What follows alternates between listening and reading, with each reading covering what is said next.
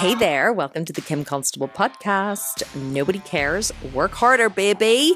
Did you enjoy the training yesterday? I really hope that you did. I absolutely love training live. I love teaching live. It is literally my most favorite thing in the world to do, apart from podcasting, of course. I really do enjoy podcasting as well. So I'm not going to prattle on at the start of this. This is just a quick intro to say enjoy today. You're not going to hear from me at the end, and make sure you tune in tomorrow for another very special bonus episode of these live trainings that we're doing all week in the $1 Million Mentor. And I will be back next week with my usual episode of the Kim Constable podcast on a Thursday or a Friday. But this week we're doing these live trainings, so tune in and enjoy, and we'll just go straight into the training and I won't speak to you again at the end. Okay, have a great day and enjoy. I'm an avid reader. I'm not an avid reader. I'm an avid consumer of information. And I used to be the kind of person who had to read the book from start to finish. Like, I wouldn't give myself permission just to jump through it and skim it and pull out bits of information that suited, that, worked for me. I had to read it from start to finish. So because of that, I have loads of unread books, half-read books lying around the house. But so now I give myself permission just to dive into information and take what I need out of it and move on so I can consume more. But whenever I was about 2 or 3 years into my online journey, trying to figure out what it was that I wanted to do, trying to think about, creating the Work at Home Mums Network and all this kind of stuff. And I'm not sure whether it was before I did that. I'm pretty sure it was afterwards that I came across this strategy, because otherwise I would have used it to create the Work at Home Mums Network. But I came across a book called Blue Ocean Strategy. Now, many of you who have been in my paid mentor group will remember me talking about this, but today I'm actually going to teach exactly how to map out your own Blue Ocean Strategy. Now, what is a Blue Ocean Strategy? Well, it's a book by somebody Chan and Renee Moborn, I think. You can look it up online, and I recommend that you do look it up online and that you purchase it. I've written down the details of it in the homework for today. So Blue Ocean Strategy basically is a book where it teaches you how to get noticed in a crowded marketplace. It teaches you how to stand out from the crowd, how to create something which is completely and utterly unique. Because I think that this is what many people struggle with. Many people get into, like I did, like the fitness industry, and they look around at everybody in the fitness industry and they go, oh my God, the fitness industry is completely saturated. And, how am I going to create a product which is going to stand out from the crowd, which is going to be completely different, which is going to make people sit up and take notice? And one of the mistakes that many people make when they're creating their business or they're creating their products is they look at what other people are doing and they do the same as other people. Because it's easy to look at someone who's successful and think, well, if it's working for her, it'll work for me. And let me tell you something, that is absolutely the worst possible thing that you can ever think for your business. Because I'm just going to put my legs up here, because actually, the amount of people that copy me online is astonishing, because they think, oh, Kim Constable has had massive success. So like my first ever shred program was called the 4-week shred, right? Do you know how many 4-week shred programs there have been created since then? Do you know how many people in my circle, my followers who've now decided to go into fitness online, or people who were following me for business advice, do you know how many people now use the word sculpt and the word shred in their program creation? Like, it's insane how many people, want to use my words because they go, oh, the word sculpt, that's a really good word. And oh, the word shred, that's a really good word. And don't get me wrong, people, you like to be I'm inspired by other people. I got the word sculpt from a book that I read years ago by a guy called Brad Schoenfield. And he, his book was called The Strong and Sculpted. And I remember thinking, sculpt, I love that word, because it reminded me of Cher years ago. The singer Cher? She had this fitness video where she talked about burning fat, and she talked about, in my program, you're going to burn fat and sculpt muscle, burn fat and sculpt muscle. And I was a teenager at the time. And I remember thinking, yeah, burn fat, sculpt muscle. That always stuck with me, because I was like, yeah, I want to do Cher's program, because yeah, it's burn fat and sculpt muscle. So whenever I started creating my programs, I pulled on what I had been inspired by years ago by Cher about burning fat and sculpting muscle. So we're all inspired by other people, but the worst mistake that you can make is thinking that you can copy someone else's business model or copy someone else's sales page or copy someone else's delivery model and that it's going to work for you. And one of the reasons why I have been successful in the way that I have is that I create programs that no one else creates. I create completely unique programs. I create them uniquely in terms of how they're delivered, how they're marketed, what their message is. I create completely unique things because I never look to anyone else. In fact, that's not true. I do. I look to other fitness professionals in the industry. Well, I used to. I never do anymore. But the only reason why I looked at them? To see what I could do differently. And I think it naturally stems from the fact that I've always been defiant. I was the youngest of 3 children. And so I was always told, Kim, shut up, sit down, don't talk too loud. You're being that, this, and Kim, stop being so much and stop being so loud and stop being so vivacious and stop dancing like that and stop talking like that and stop speaking with your mouth full. So I became really, really defiant. And so I always looked at the industry and thought, well, whatever they're doing, I want to do the opposite. I don't want to do what everyone else is doing because doing what everyone else is doing is boring. But unfortunately, the majority, 80 to 90% of people who start businesses look to what the majority is doing and try to do the same because they don't really want to stand out from the crowd, okay? That yesterday we talked about imposter syndrome. I have imposter syndrome, like it's a fucking thing that you can now be diagnosed with. I have imposter syndrome and that is why I'm not successful. Seriously, get over yourself. I'm sorry. Imposter syndrome drives me insane. It doesn't exist. And now you're all going, pretty sure I said that in my introductory message. If you did, I'm not judging you. Just don't use it again in my group, okay? Imposter syndrome. You just go, wow, I'm feeling fearful about doing that. But you know what I'm going to do? I'm going to show up and fucking do it anyway because I'm the kind of person who gets shit done, right? That's what you say to yourself. You don't go, oh, I have imposter syndrome and that's what stops me from being successful. No, it doesn't. That's just a self-diagnosis that you've given yourself to get out of actually doing the fucking work. So stop letting yourself off the hook and get out and do it, okay? Pep talk number 1 for the day. So now I'm getting into the groove and you're like, are you actually wearing clothes under there, Kim? I am. It looks like I'm not, doesn't it? I'm wearing a skirt today, actually. So I nearly showed you my knickers there. You're like, what's Kim's a wee bit too much on show there. I have this great chair. It's a yoga chair, actually. And it means you can sit cross-legged and it's by Sukhasana and it's lovely. That's why you can't really see the back of it because I can sit here and be all zen and like chanting shit during the day. So, okay. What was I saying? So the mistake most people make is they look at other people in the industry and they try and do the same as them. I have had people literally lift copy directly from my sales page, directly from one of my sales pages and put it on their website because they're not fucking creative enough to come up with their own copy. It's not that they're not creative enough. It's that most people really don't know who their audience is. They don't know who they're speaking to. And so therefore, they think if they just use my copy and my words and my systems and my emails, that they'll be able to use those to talk to their audience. Because here is the fundamental mistake that people make, which I'm just going to tie up with what I taught yesterday, okay? So the fundamental mistake that people make is they don't know what is the problem they're solving, and they don't really know who their customer is, and they don't really know what their customer wants. And that's why I taught what I taught you yesterday, because you have to know that first before you even develop a product or a program. Honestly, I had a girl recently who came to me. She actually was a friend of mine. I've known her for many, many, many years. And because I was much more successful than her quicker, she was using a lot of my copy and a lot of my words and my sales pages and all that kind of stuff for inspiration for her own audience.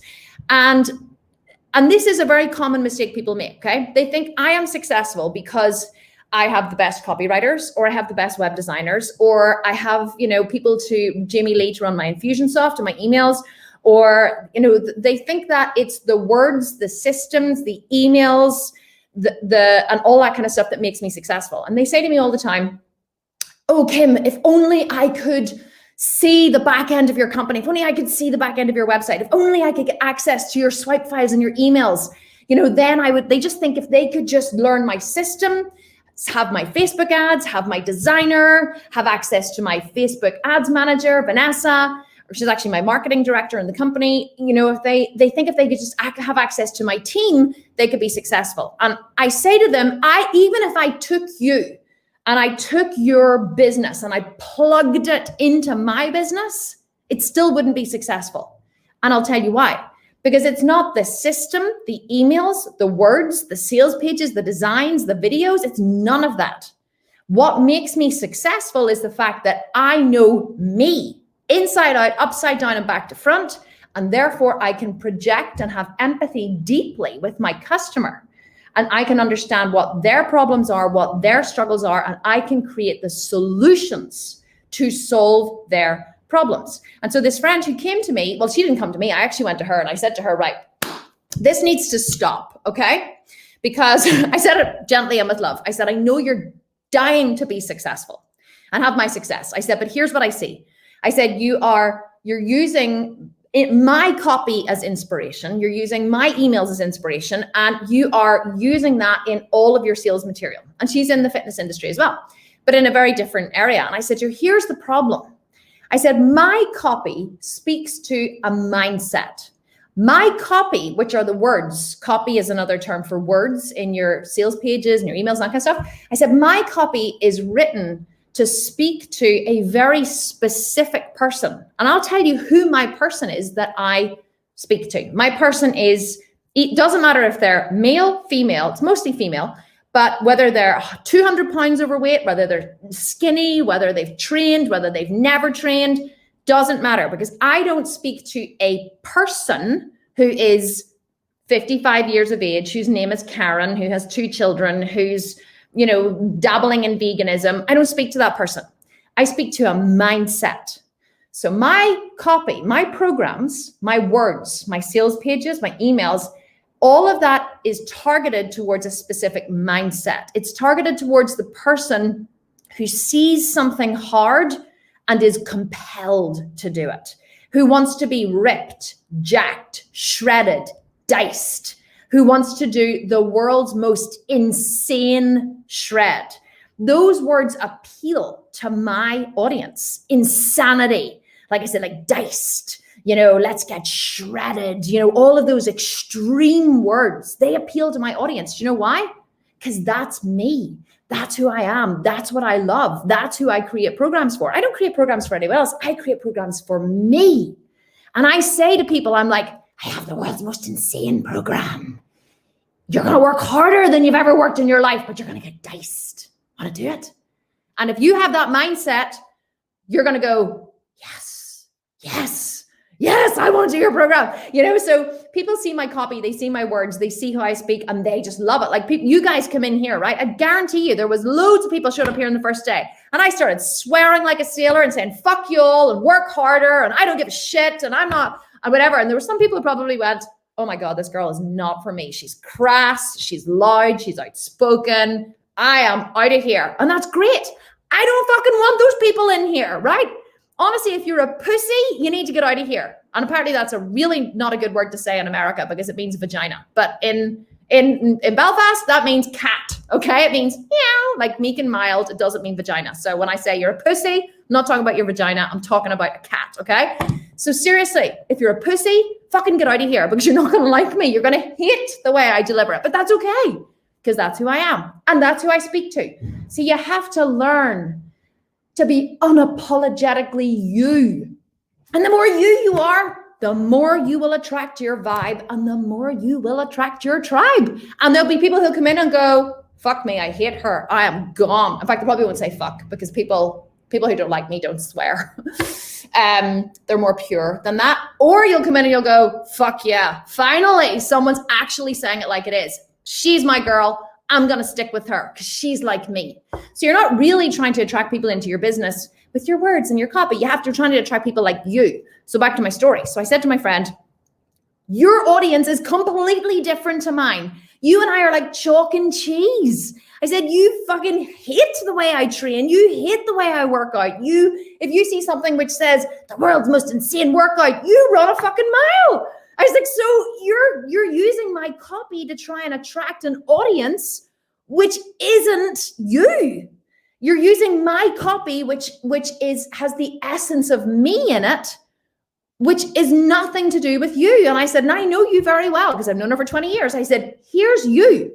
And I said to her, this is what you love. This is what you do. This is what you've achieved. This is what you've overcome. And that's okay. You don't have a ripped six pack. You don't fucking squat 220 kilos. You do this and you do this and you do this. And that's okay. Because there's millions of women around the world who also want to do that, who look at me and go, no way. Absolutely not. That girl's insane. I'm going nowhere near her. But you're much more relatable. I said, but the problem is because you're using my copy and my words and my feelings, it's not you. And so she was like, you're right. You're right. When I laid it out for her, she said, you're right. And she changed her entire business model. She changed her entire business model to what she loved. I was like, have the fucking balls to stand up and be who you are and what you love. And no, there are people out there who will love that too. And she took my advice. She completely transformed all of her marketing material. She got new photographs done. She spoke. She started writing from the heart and the words flowed because she wasn't trying to, copy what I was doing. She was just speaking as if she was writing to herself. And she did a launch. She did a launch of her program with a webinar. I can't even remember when it was. I think it was 4 months ago or something. It took her a few months to redo everything. About 3 months ago, she did a launch of her webinar and she made over $30,000. And she'd never made money before. $30,000. And then she did another launch with a 5-day challenge. And I don't know how much she made, but I'm sure she made multiple 5 figures. So she's building and building and building, and people are loving what she's doing. Is she selling jacked, ripped, shredded, get a six pack, the world's most insane workout? No, but that's good because not everybody wants that. And if everybody did, the world would be boring. So you have to really be confident to be who you are. When you give yourself permission to be yourself and to know people are going to judge you, of course they're going to judge you. People fucking hate me. They hate me. Honestly, they hate me. You have no idea the amount of hate I get. Oh, she's so arrogant. The more successful she becomes, the more arrogant she becomes. You should hear the shit they say about me online. And I always say, no, sweetheart, I'm not arrogant. You know what I am? The more successful I become, the less afraid I become to be me. The more I realize, the more me I become, the more successful I am. So the more me I become, the more successful I become. So I realized that what has made me successful is being me, not being afraid to be me. And people, and I always say, like, I am a topic in vegan bodybuilding groups. I am a banned topic. You're not allowed to mention the sculpted vegan. Don't mention sculpted vegan. You might get leprosy. No sculpted fucking vegan. Do not mention it in here. It's a rule. It's a rule in some of the big vegan bodybuilding companies. She's causing anorexia and body dysmorphia, and her programs are not sustainable. And I'm like, well, yeah, it's a 4-week shred. It's not a 4-week shred that you do forever. The clue is in the title, 4 weeks. You're supposed to do it for 4 weeks. So I am banned, but you know what? See, whenever they talk shit about me in there, and sometimes people talk, you're not allowed to say anything good about me, but you're allowed to talk shit about me. So you're allowed to talk shit about me in those groups. They banned me from the groups. I'm not even allowed in. But you know the amount of people that come to me from those groups and go, here, I heard about you from the bodybuilding group, the women's vegan bodybuilding group. They fucking hate you in there. But here's the magic that you don't realize, okay? When people talk about you, it's wonderful. Doesn't matter. I always say, if you love me, tell your friends. If you hate me, tell your friends. If you have no feelings about me, tell your friends. Just whatever you do, make sure you tell your friends about me. Talk about me. If you hate me, talk about me. If you love me, talk about me. If you have no feelings about me, talk about me. Just talk about me. Because the more people talk about me, the more my name spreads, the more people get to know who me, and they go, oh, vegan sculpted. Yeah, I want to be that. I'll go check her out. The more money I make. Some days they love me. Some days they hate me. Both days, I get paid. So you have to be unapologetically you. And that's the first step to creating the programs that you want to create. And fuck everybody else. Who cares if someone thinks that, you shouldn't be doing something or other? You have to stop looking for other people's approval. I saw that a couple of times coming up in the groups, and people are saying, oh, I was going to create a program, but then I spoke to my PT and he told me it was a really bad idea, so I didn't do it. Fuck your PT. Why are you asking his advice? Seriously, my husband told me when I told him I wanted to create the Sculpted Vegan, do you know what he said to me? You want to create a 12-month program for women in their 50s, women in their 40s who are vegan, who want to look like a stage athlete. And I was like, mm-hmm. And he was like, Kim, I really don't think there's a market for this. And I said to him, well, Ryan, in fairness, you're not actually my target customer.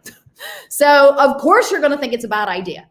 And so like everyone I told that I wanted to create this program, this 12-month program that was $1,000 for vegan women in their 40s who wanted to look like they're, like they were a stage athlete, everyone went, you're fucking nuts. You are nuts, girl. This is never going to work. My husband told me I looked like a dick.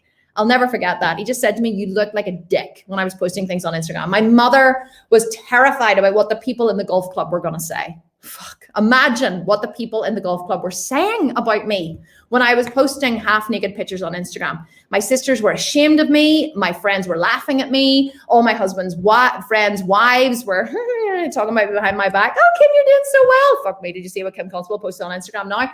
Everybody talked shit about me. Do you think I cared? No. Actually, that's not true. I did care. I cared a lot, but I just kept my head down and I just kept going. And I was like, fuck you all. Because really, it's like, it really didn't matter. So people are going to talk shit about you. People are going to tell you it's a bad idea. People are going to say, no, you should not be you. You should be the you that everybody else in the world wants you to be. Because God forbid you're actually honest about who you are and, what's going on inside you. You should be the polished societal version of you that is acceptable. God forbid that you should be you. I mean, imagine showing up in your underwear for like a business photo shoot. See the amount of crap I got about whenever we launched the $1 Million Mentor last year. People were saying I look like a slut, a cheap whore. I was called, oh my God, I was called all of the nasty fucking names of the day because of the photos that I decided to put to promote my business program. People are like, oh, well, if she hadn't been dressed in lingerie, I might have taken her seriously. Well, fuck you, lady. I don't give a shit if you take me seriously or not, because this is who I am. This is my brand. This is my business. I'm unapologetically me. And you would not enjoy my program anyway. So I'm really glad that you didn't buy it, right? And whenever you just go out into the world with that attitude, you're free. You're free. You're free from what people think. You're free from expectations. You're free from the weight of other people's approval and society needing you to be a certain way. You can be free. You can be you. You just have to give yourself permission. And that's the first step to creating your programs. Okay. Number 2. Blue ocean strategy. Here's what I'm going to teach you today. You're like, whoa, okay, Kim, we changed direction pretty quickly there. Number 2, right? Number 2, let's go. Moving on.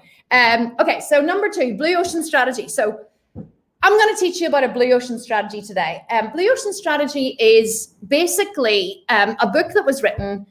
I'm not sure when it was written. I'm not even going to do it justice here, so I'm going to explain it. But this book absolutely changed my life. It teaches you how to plot what's called a strategy canvas to create a program or a product that you want to purchase or that you want to create. And so the main case study in the book that they used was Cirque du Soleil. So everybody here has probably heard of Cirque du Soleil, okay? Cirque du Soleil came on the scene many years ago now. I'm not even sure when, maybe 10 years ago, but Cirque du Soleil was a blue ocean strategy. Whether or not they meant to create a blue ocean strategy, they did.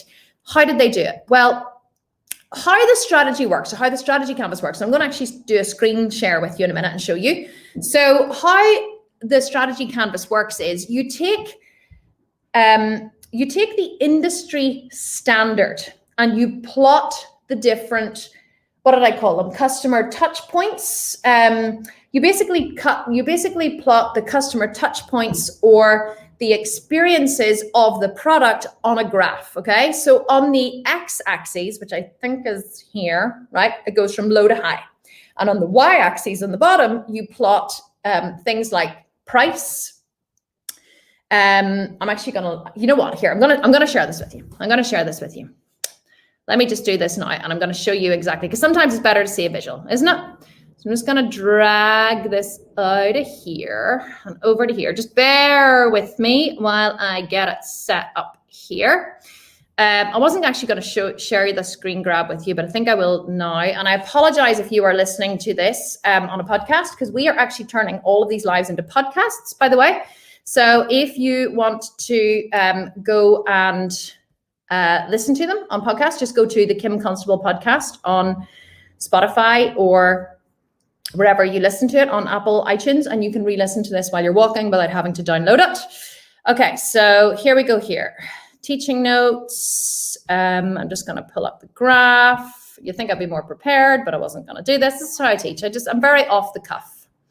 Very off the cuff. Okay, so let's see. Here we go. We'll do this one. I'm going to share, and I'm going to share screen. And I'm going to share application window, which is this, and I'm going to share. Okay, ta-da, here we go. So let me just pull this up a wee bit more, make it a wee bit bigger. Excellent, because I want to still to be able to see me so that you guys can still see me. Right, so Cirque du Soleil, I literally just grabbed this from the internet. Cirque du Soleil very successfully entered a structurally unattractive circus industry. It was able to reinvent the industry and create a new market space by challenging the conventional assumptions about how circuses were. Its value was that it was innovative in altering the consumer group from children to adults. So here is what Cirque du Soleil did. It looked at the circus industry and it said, well, what are all the touch points of the circus industry? So you can see they're all planned along here at the bottom, right? So down here at the bottom, you have star performers. You have animal shows, aisle concessions, multiple show arenas, fun and humor, thrills and danger, unique venue, and then they've added some more in here. Theme, refined watching environment, multiple productions, artistic music and dance. So they basically looked at what are all the commonalities amongst circuses. You know, they have animals, they have like that terrible music. They have clowns, they have sawdust on the floor. It's like bleacher style seating. It's the price is low. You know, they travel around, they're a bit stinky. They, you know, have like animals performing and trapeze artists and this kind of stuff. So they took the traditional circus industry, which actually is a very popular industry. And what they did was they created something completely unique. So here is the simplicity of what you do here, okay? You take all of the points of the current industry, and I'll tell you how I did this in a second, and you plot them along the y-axis on the bottom. So for Cirque du Soleil, like I said, it was here, star performers, animal shows, aisle concessions, show arenas, fun and humor, all this kind of stuff. So you plot them on and you make a graph. So basically you say how much emphasis or importance do traditional circuses place on star performers? Well, you can see here in this box, it's pretty low, okay? Pretty low because they don't really have, there's no one star performer because there's clowns and trapeze artists and there's, you know, people who shoot things across things and I don't know, haven't been to circus in years, right? But there's no real one star performer. Animal shows, okay? Oh, sorry, shit. Okay, I'm doing it the wrong way. Apologies. Forget that. Forget what I just said because I was like, star performers, they do usually have a star performer. We're looking at the wrong one, okay? Should have practiced this before I went live.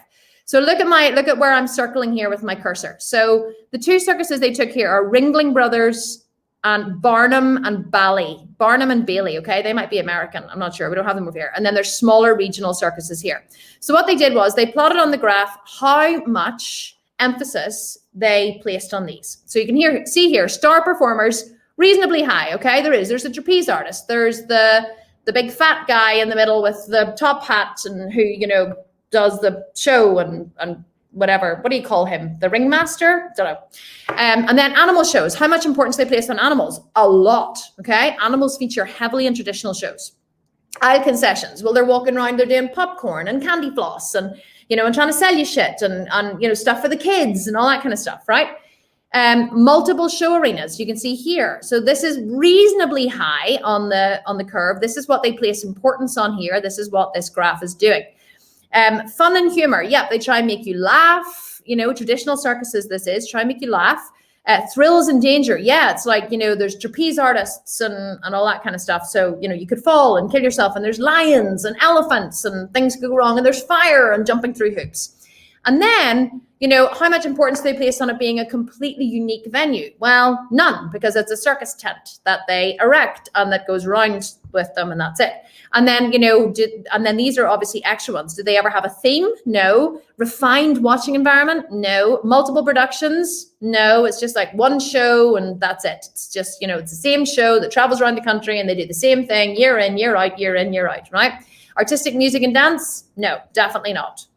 So they took this and then they plotted this on the graph, and then this is what happened on the graph. Now, here's what Cirque du Soleil did, okay?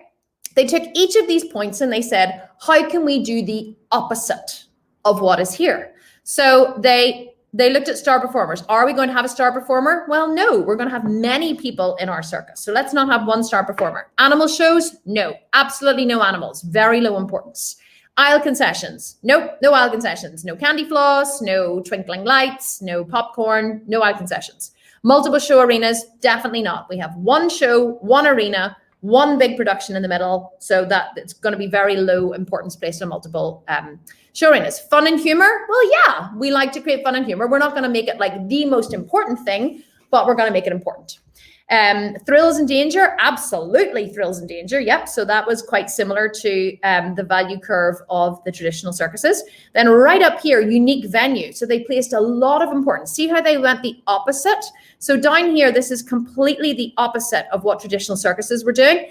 And then up here, you can see this was completely the opposite of traditional circuses too. They placed a low importance on this, whereas they up here, they placed a high importance that Cirque du Soleil did. And then they added in some other high important touch points, such as let's have a theme running through it. Let's have a really beautiful, refined watching environment. You know, over here, Cirque du Soleil comes into our biggest venues in Belfast. And it's a beautifully produced and set up arena. Multiple productions. Yeah, like it's the Cirque du Soleil is never the same. It changes. They always have different shows. It's very well choreographed, very well planned. We've been to Cirque du Soleil 3 times now, and it's never been the same show. And then also artistic music and dance. Yeah, for sure. Like the performers that they have are just absolutely insane. The music is amazing. They're just beautiful to watch because they're so good at what they do. So this is what Cirque du Soleil did, okay? And then there's another one here in the homework or in the downloadable PDF, which is about Yellowtail, the wine Yellowtail. So I find this one really interesting. And every time I see Yellowtail, I always think now of the book. So Yellowtail was a wine developed in Australia. And what they did was they looked at the wine industry, which is a really, really, really popular industry. Okay, there's fucking millions of wine all over the world.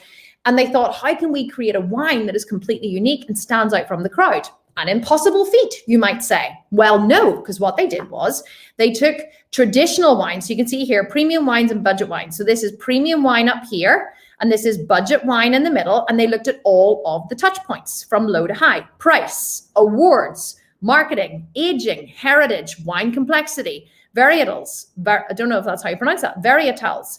Easy drinking, ease of selection, and fun. And they plotted them on the graph. Well, for a premium wine, this is all really high, price, awards, marketing, aging, heritage, wine complexity. They place all of their importance on this, but they don't place any importance on ease of drinking, ease of solution, or fun. And here's what the creators of Yellowtail realized. They realized there was a whole subset of the market that would love to drink wine, but that didn't drink wine. And so what they asked was, why are these people not drinking wine?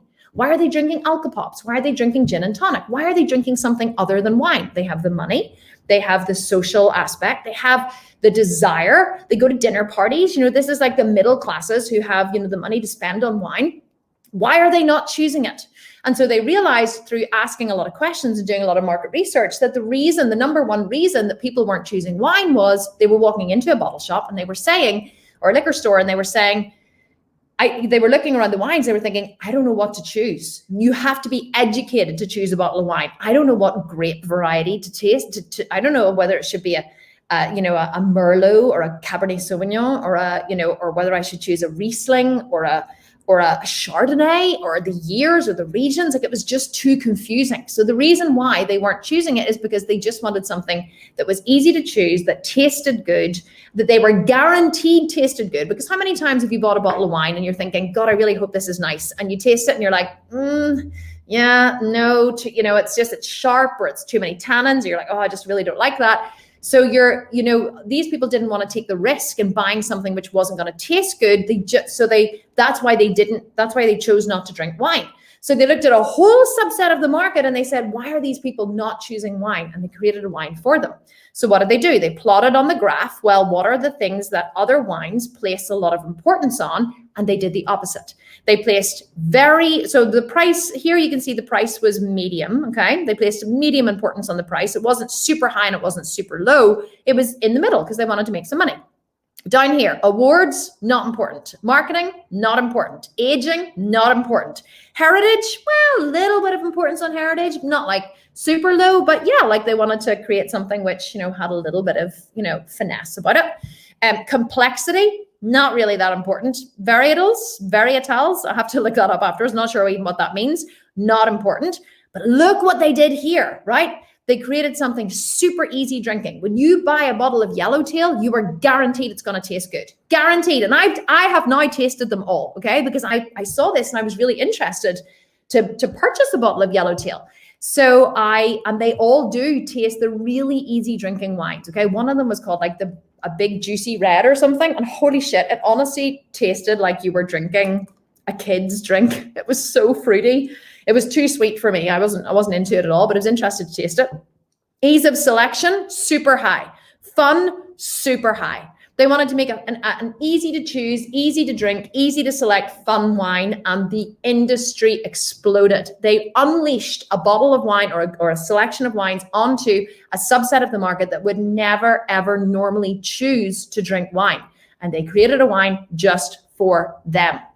And that is how you create a blue ocean strategy.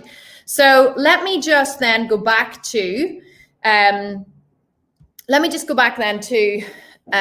tell you how I did this, okay? Just to give you a real life example. So whenever I was creating DeYoga my first ever yoga detox company, I wanted to create something completely unique, okay? Now in yoga is a very old billion-dollar industry. And a lot of people who are yoga teachers are like, how do I create something unique in yoga? Well, I did it. And I did it using Blue Ocean Strategy. So this book has been the fundamental cornerstone of my success. And so what I did was I looked at the yoga industry and I plotted all of these touch points. I actually did it on a graph. I wish I could have found it. I'll see if I still have. I don't know if I kept a lot of my early materials. I really wish I had have, but I used to have a book that I used a journal I used to write in a lot. And so what I did was I looked at all of the different touch points of the yoga industry. And I was like, okay, specialization. Where on a low to high, traditionally, I wanted to create a workshop. So I'm just going to go back. Sorry. Whenever I wanted to build a sculpted vegan, I thought to myself, I need to create a cash cow to pay for it. Because I didn't have any money and I was a stay-at-home mom and my husband didn't, have any spare cash to give me to start the business. So I said to myself, I want to create something just to make money. So I thought I want to create a workshop because I knew that teaching one-to-one was making me about £400 a week, about $600 a week. But that was all the time that I had to teach. And actually that $600, there's one day I realized whenever I came downstairs and I handed all of my cash to the person I employed to look after my children, I realized that I was literally just working to pay her wage to look after the kids. And I was like, if I stopped working and I stopped having her come to the house, I actually would be no worse off because all of the cash I made, she earned £400 a week. I had employed someone to come help me when I wanted to start the business. She earned £400 a week cash and I earned £400 a week teaching yoga. So I literally taught yoga to earn the money to pay her. And that's when I had this epiphany moment. If I literally just didn't have her come anymore and stopped teaching yoga, I wouldn't have to work because I wouldn't be any worse off. So I thought I need to create something which is going to generate more cash. So I thought, well, workshops. If I started to run yoga workshops, then I could sell maybe 40 spaces at, £30 a pop, which would be £1,200 gross for running a workshop. And that was a lot of cash to me then. So I thought, okay, let's do that. So I thought, okay, well, there's lots of teachers teaching yoga workshops and there's a lot of international teachers who travel all around the globe teaching yoga workshops. And I don't have that experience. I had a lot of experience in practicing yoga, but I'd only been teaching for 6 months. I think, whenever I created my first workshop. So I thought, I want to create workshops. And I thought, well, okay, so let's create, Kim, you want to create a yoga workshop. What is it that you want to do?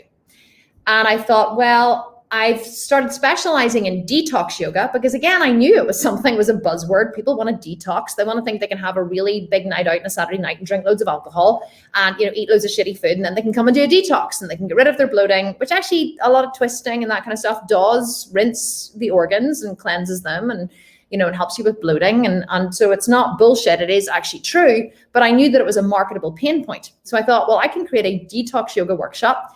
It was something I was passionate about, something I'd been studying. And so I thought, let's look at this workshop. So I plotted it all on a graph. I went from low to high. And then I said, what are all the touch points of workshops that I've been to before? Okay, how much emphasis do they place on music? None whatsoever. Never really any music. That's low. How much emphasis do they place on customer experience? Do I get welcome emails? Do I get, have someone to greet me at the door? Is the room scented and candled, all that kind of stuff? No, very low. It's just rock up, put your mat down, show up. Okay, very low emphasis on customer experience. But okay, so what emphasis do they place on, after workshop? Do I ever get a goodie bag to take home? No. So after workshop care, very low experience, very low emphasis. So I put that low. Okay, and then I looked at, do they specialize? I thought, well, yeah, they specialize. Usually it's back bends or it's this or whatever. So that's reasonably high. And so I began to look at all of the different areas or all of the different experiences of workshops that I had been to in the past. And I plotted them all on a graph. So I had the strategy canvas of any workshops that I'd been to in the past. And it was low, low, low, high, low, or whatever. And I literally just did the opposite. Price, that was another one. So I was like, I'm going to charge. So what am I going to do with price? Well, mostly those prices are reasonably low. I'm going to go high. So I went, and I'm going to go high price. I'm going to go high pre-customer experience. I'm going to go high customer touch points. I'm going to go high post-customer experience. I'm going to go high on music. So all of the points of the workshops that I'd been to that were low, I went high. And everything that was high, I went low on. And I created a completely and utterly unique experience. And in that yoga workshop, I also went into, I hired a room in the gym over here that I used to go to called David Lloyd. And I realized that if I strategically placed the mats, I could get 60 spaces in this workshop. And I used to place the mats with literally 5-6 inches apart, and people used to come in who'd never done yoga. And also I really appealed to people because I was appealing to people who wanted to detox, not people who wanted to do yoga. I had so many beginners come to this, so many newbies come to it because they weren't afraid to come, because they weren't coming to do yoga thinking everyone was going to be beautiful and stretching and bendy. They were coming for a specific reason, which was to detox. So they used to come in, they used to look at the mats because they were staggered. That was the only way you could get so many in. And they used to go, and they used to look, and I used to go, guys, you're going to be looking up your friend's vagina. You're just going to have to get used to it now. And they used to be like, oh my God. But seriously, guys, this is yoga the way it's supposed to be done. In India, as long as you have the space for your yoga mat, that's all you need. The minute you walk in this door, you are now a yogi. And so I made the bad thing a good thing. I was like, you're now a yogi. You're practicing yoga like they do in India. And I was like, say hello to your neighbor because you're going to be looking up her vagina. And they used to be like, oh my God. And then I used to talk about fanny farts. And over here, fanny is a vagina. And in America, your fanny is your butt, I think. So a vagina fart, basically. So I used to be like, you're probably going to fart. You're going to fanny fart. You're going to burp. You're going to fall over. You're going to bump your head. And people used to be pissing themselves laughing because now I've made them feel good. Now I've made them feel like they're normal. They don't have to worry and they can laugh. And I used to make them work really, really, really hard and laugh a lot. And they fucking loved me for it. Because if you can make someone work really hard, but also make them laugh, they will love you forever. And so I created this workshop and I sold 60 spaces per month, okay? That was £1,800 per month. And they were so popular, I put 2 on per month. And I sold 60 spaces twice a month. And I taught myself, oh, there's a very loud motorbike going past, sorry. I taught myself Facebook marketing. I spent £50 a day on ads for about 2 weeks leading up to it, I think. I took that all out of my gross margin and I sold 120 spaces a month for a year. And I taught twice a month and I did goodie bags and Epsom salts and detox tea bags. And and all of these different things. And I got people to sponsor me with coconut water. And I created the most unique experience. And how I created this really unique experience was by doing a blue ocean strategy canvas, a blue ocean strategy canvas. That is how I did it. And I created something that no one had ever seen before, no one had ever been to before. And people now still message me and say, oh my God, Kim, I loved your detox workshops. I bet you there's some people here now in this group who came to one of my detox workshops and they just loved it. It was called, first of all, I called it the Ultimate Yoga Detox. And then I changed the name to D-Yoga Talks. And in the D-Yoga Talks program, which is now currently discounted to $97. I saw some of you bought it yesterday. I was like, oh my God, I talked about it yesterday. And then we had a whole flurry of sales last night.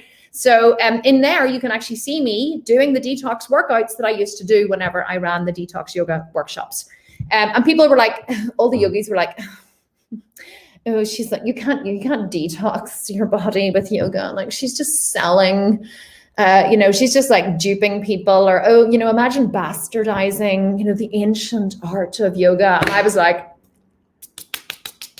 I was like over here fucking, yeah, I know, bastardizing the ancient art of yoga. I'm so fucking sorry, sitting here in my counting all my money. Really? Who gives a fuck what people think? I don't care. I wasn't here to protect the ancient art of yoga. I was here to make money, to grow a business, to change lives. Do you know the amount of people who fucking hate me because I'm not vegan enough to be vegan? Nope. I'm not, because I'm actually plant-based in that I wear leather, and that's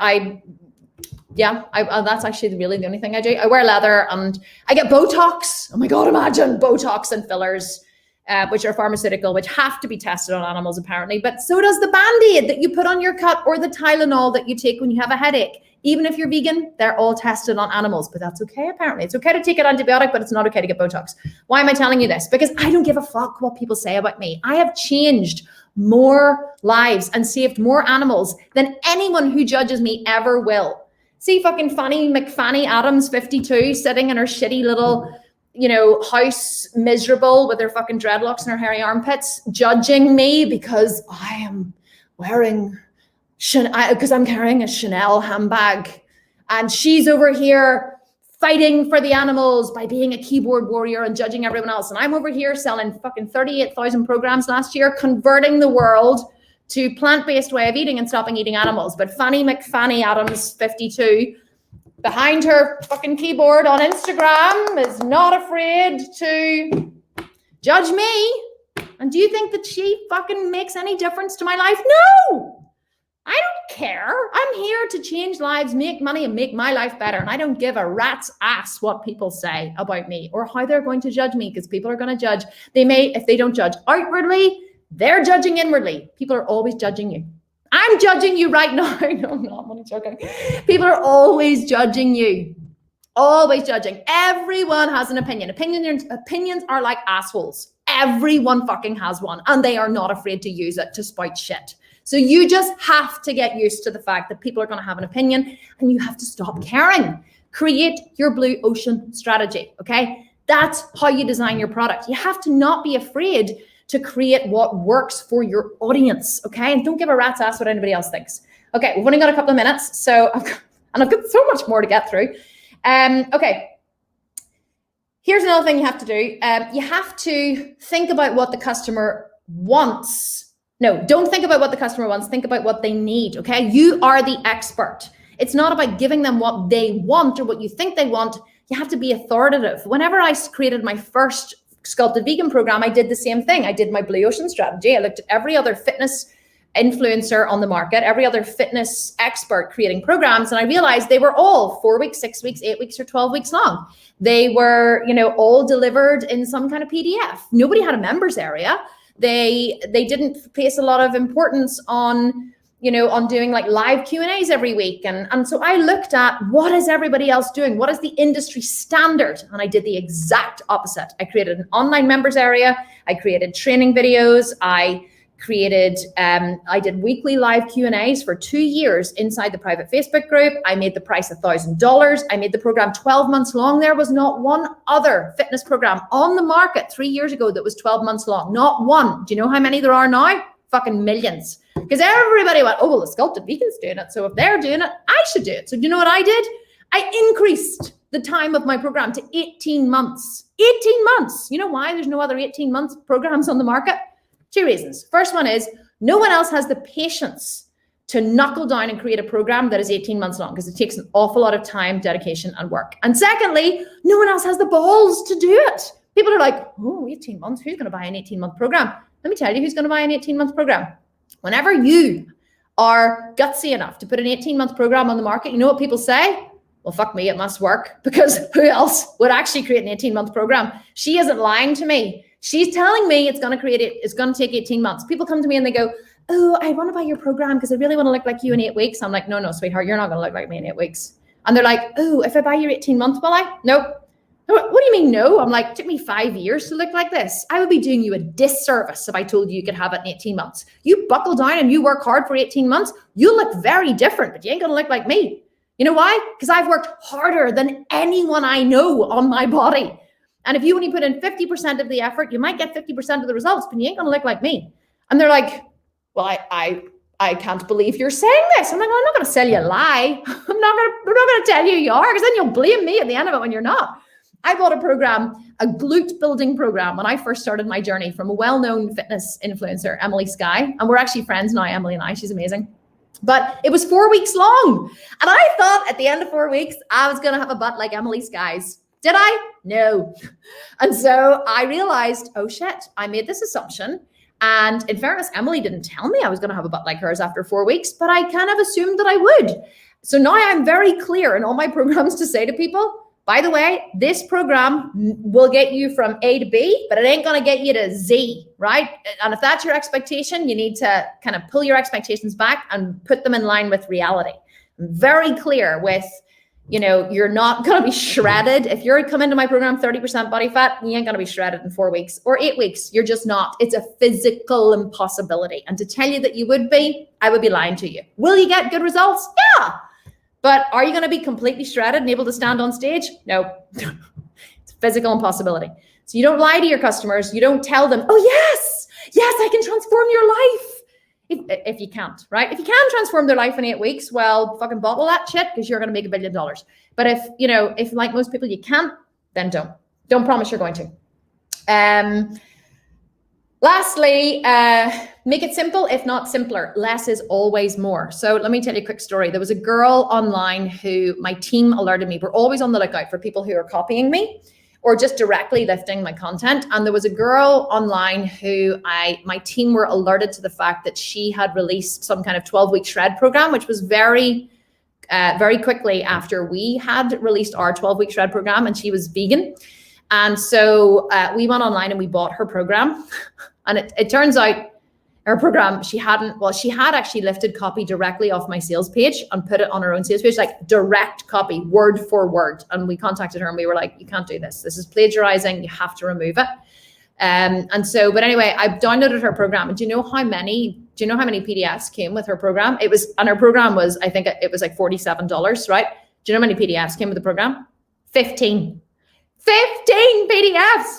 They just kept fucking coming and coming and coming. I got Christina, my COO, to purchase it under her name so she wouldn't see this Kim Constable, or under some weird pseudonym or something. And there were 15 PDFs. And I was like, holy shit, this girl is never going to be successful. I was overwhelmed with information. I had no idea where to start. But obviously she was under the mistaken belief that if she just gave me more and more and more and more and kept piling on value and value and value, that I would be so wowed.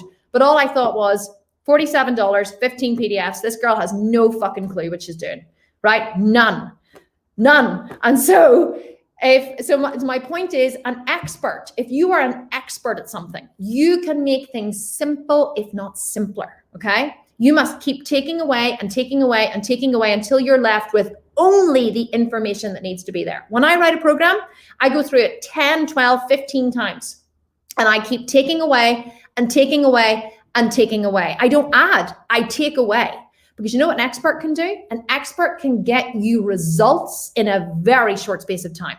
An expert can take a very complicated subject and explain it to you in such a simple way that it makes sense and you have an aha moment and you're like, oh my God. Like I have just in under 60 minutes given you 10 years of experience of creating a PDF. And actually, I hadn't even planned, I'd only written outline notes for this class earlier. And Jamie Lee, who's my director of operations, messaged me and she said, I'm just in the teaching material and I see that you haven't, she goes, I see that it's not complete. And this is at 2:30 p.m. today, right? 1.5 hours, 90 minutes before class was due to start. And I said to her, yeah, I'm just about to work on it now. And she was like, oh my God, is there anything you need me to do to help? I was like, no, it's fine. And I just went, and what I taught you today, all the notes that you see here, I wrote them in 20 minutes. 20 minutes. Do you know how I wrote them in 20 minutes? I know this shit. I know it inside out, back to front and upside down, standing on my fucking head. I could keep you on here and I could talk for like another 2 to 3 hours. And thank God I hear you say I'm not going to. But I could, because I know this information inside out, back to front on my head, and I can explain it. I can take 10 years experience and I can pack it into 60 minutes. But that's what someone who is truly an expert can do.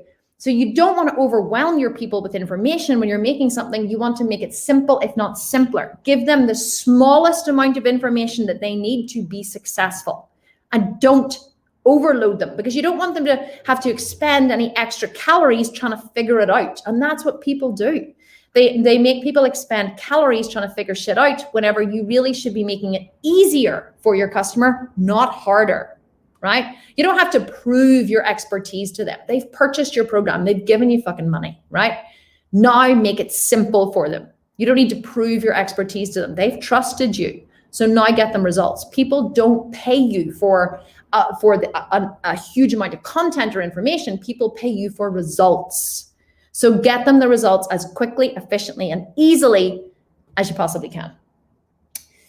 Okay, so here is your homework for tomorrow. You ready? You are going to create your own Blue Ocean strategy canvas, okay? And even if you are like, I don't even have a business yet, I don't even know what to do, I'm just here for like the fun to listen to Kim, that's okay, right? Just make shit up. Just pretend you're starting a business. Just like do it as an exercise for fun, okay? Just take something that you love. Take your mobile phone, right? Pretend you're going to create a mobile phone, or a cell phone, as you call it in America. We call it a mobile phone because it's mobile. You carry it around in your pocket. So let's say you are going to let's say you're going to create a new mobile phone or cell phone. Just choose something, okay? Something. And see if you can create a Blue Ocean strategy. Let me leave you with one thought. Tim Ferriss, who I love, once told me, if you're going to create a product for the extreme user. What do I mean by this? Well, Tim said, if you're going to create a toothbrush, don't create a toothbrush for the regular person who wants to brush your teeth. Create a toothbrush for a bodybuilder whose bicep is so big, he can't bend his arm to brush his teeth, right? Create it for him. It's the same as my shred programs. All of my programs in the Sculpted Vegan, I create programs for the extreme user. Most of my programs have 2 hours cardio a day and 1 hour's training. The calories drop from around 15 or 1600 right down to 1300 calories. You are working harder than you've ever worked in your life before. You're starving, you're exhausted, you're like, this requires all of your focus and attention. Do you know why I create programs so hard? Because only 20% of people who use your product will use it correctly. So only 20% of people who actually buy one of my shred programs will do it as written. Most people will only do 30 to 60%. Not even kidding. People cannot commit, or they don't want to commit, or maybe they don't really want it enough to commit. But for whatever reason, most people will only follow your program 50%. So if you're creating a fitness program, for example, and you create like just a nice little fitness program where they're just doing a wee bit of cardio and a wee bit of training and the calories aren't too bad, nobody is going to get fucking results. No one, because most people are only going to do it 50%. So your program has to be so extreme that even if they only do it 50%, they still get epic results. So whenever you see all the results from my programs, and if you want to go onto the sales pages on our website and have a look, you can see there will be some people who have literally transformed in 8 weeks. That's the 20% who actually do it all the way through to the extreme. And then there'll be other people who'll get good results, and that's the majority. The majority will only do it 40 to 60%, 30 to 60%. and they will get good results because the program is extreme enough that even if they only do 50% of it, they'll still get results. My sister created a product called the Babo Cush. The Babo Cush is a comfort cushion. She created it for the extreme user. Her son had such bad colic and reflux as a child that he never stopped crying. So she created a comfort cushion where the baby lies on its tummy at an angle, strapped in as if, and it's supposed to simulate the mother's shoulder, and it vibrates and it has a heartbeat. She created it for the extreme user, for the baby that won't stop crying, for the premature baby that cannot bring up its wind, that has such bad reflux because of an underdeveloped system that it literally struggles and is in pain so much. She created the product for that. She made £3 million in her first year of business. The company went viral.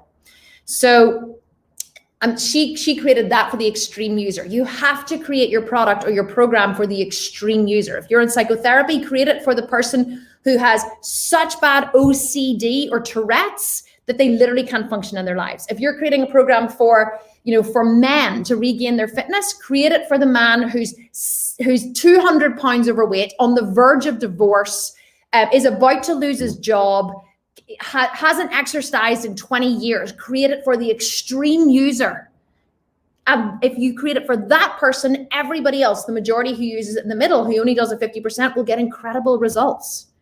So you want to always be bold enough, be brave enough to create your product for the extreme user.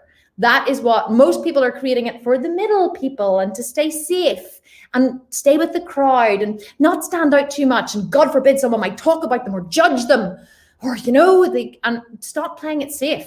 I stopped playing it safe years ago. I take massive fucking risks in my business. Jamie Lee, my director of ops, actually said to me today, I've just realized the amount of pressure you must be under, because one of my key members of my team is off at the minute. My fucking CTO, my chief technology officer, is off because his grandmother just died. His father is about to pass away of a very terminal cancer, and he actually had to take it off. My COO got fucking COVID, so she has been at home for 10 days, isolating and then my head of customer service, who is pregnant, was fucking terrified she was going to get COVID, so she was at home too. And we're right in the middle of a launch, right? And I said to Jamie, yeah, I am under a lot of pressure, but you know what I've realized? This is the way my life is. This is the way my life is. I have accepted that doing what I do is fucking hard and it isn't going to get any easier. So you may as well take risks. You may as well go out on a limb. You may as well just keep going, because shit is going to fall apart around you. Things are going to happen. Disaster is going to strike. People are going to be off. You're going to lose money. Shit is going to happen. So you may as well go all in with both fucking feet and your whole body and your arms and your head and get swallowed up by it, because what else are you going to do? Lead a nice, safe, parochial life? Be comfortable every day? Really? Where's the fun in that? It's much more fun over here on the risky side. Riding your bike in Amsterdam, where they don't have, there's no fences in Amsterdam. There's no signs which say, stay out of the water, stay out of the water. If you're in the water and your bike's wet, you're on the wrong fucking side, mate. You need to be on the fucking footpath. So, stop playing it safe. I went to America a few years ago. I'm going to finish now because I'm talking shit. I went to America a few years ago, and I broke every fucking rule in the country. I was only there for a day, and I was driving in bare feet. Oh, no, not allowed. I went into the pharmacy in bare feet. No, not allowed to go in the pharmacy in bare feet. I left my children in the car when I went in to pay for fuel. Not allowed to leave your children in the car. We went to some swimming park. My kids jumped off the diving board. Not allowed to jump. I set them on the slide to go down halfway. Not allowed to set them on the side. One of my kids went and peed in the bush. No, can't go pee in the bush.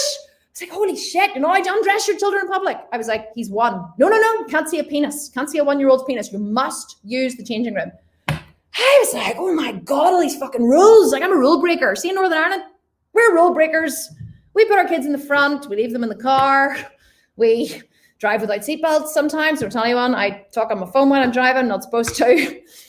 If you get caught by a cop talking on your phone, you know what they say? Bad girl, shouldn't do that.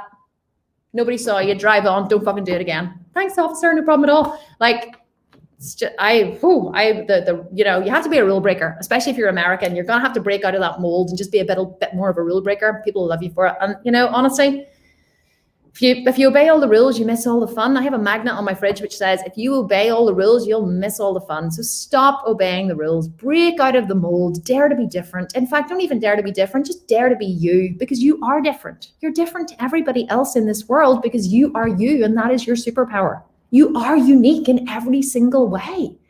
You are unique if you just dare to be yourself. You are the blue ocean strategy because no one else is you and no one else is like you.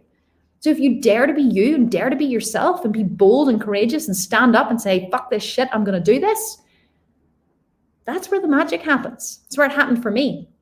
And that's what I really want to try and infuse in you in these 5 days, is to have the courage to go for it. Yeah, I can teach you all the strategies and I will, but the one strategy that I can't teach you, which I really need you to understand that you have to be successful, is you have to be willing to stand up and be you. Because people are going to judge you. They really are.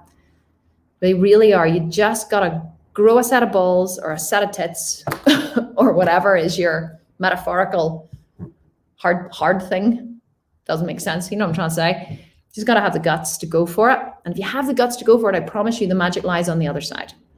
So go do your homework, create your strategy canvas, think of all of the customer touch points of your industry, plot them along the y-axis on a graph, mark them from low to high as to how much importance or emphasis is placed on them, plan how you can differentiate on these experience or touch points, and plot your new product on the graph. And have fun with this. It's going to be in announcements. It might even be there already, but it's going to be in announcements under the announcements tab. You can go there, get your homework, download the PDF, and let me know how you get on. Let me know in your comment. Let me know, write posts in the group and let me know, because I love reading how you're all getting on. And I will see you tomorrow for another masterclass when I'm going to teach you how to sell. You're all like, have the idea, have the product, know the customer, have no fucking clue how to sell. That's what we're going to teach you tomorrow. Tomorrow we're going to teach you how to sell. I'm going to teach you how to decide on a sales mechanism, on which one is perfect for you in your industry. I'm going to teach you how to look outside the industry for inspiration, for those of you who don't have a lot of cash, just to completely differentiate yourself, stand out from the crowd. I'm going to teach you how you don't need more products, you need more eyeballs on your products. And I'm going to teach you the math of selling, which is then going to move into Thursday, which is about how to make $50,000 in your first launch. Not even kidding. And then on Friday, day 5, we are going to teach you how to scale to $1 million in 12 months. I'm going to give you the exact math, the exact strategy, the math that you can plug in and you can keep it forevermore for whenever you get to the stage that you are ready to scale to $1 million. You can just go back to what I'm going to teach you, go back to the PDF and to the homework, and you can use that exact strategy to scale your business. And that is going to happen on Friday. And then on Friday, I'm also going to tell you how you could be coached by me or by my team. We have 3 different options for you on Friday. How to be coached by me or my team for the next 6 months. I'm taking a group of 20 entrepreneurs, no more than 20, of 20 entrepreneurs to coach on Zoom weekly and in a private Facebook group to scale and take their business to the next level. And so I'm actually, but that's by application only. Okay. So to apply to that, you have to book a one-to-one call with me so I can interview you, because I'm not taking everybody. And we're going to open that opportunity up on Friday. So if you're interested in hearing more, you must be there on Friday. And I'm also going to give away cash on Friday, by the way. I just thought I'm going to give away, I might give away like $2,000. I love giving away cash. So I just like randomly just fucking call people out here live and be like, you can have cash and you can have cash. I'm like fucking Oprah Winfrey, just throwing the cash around.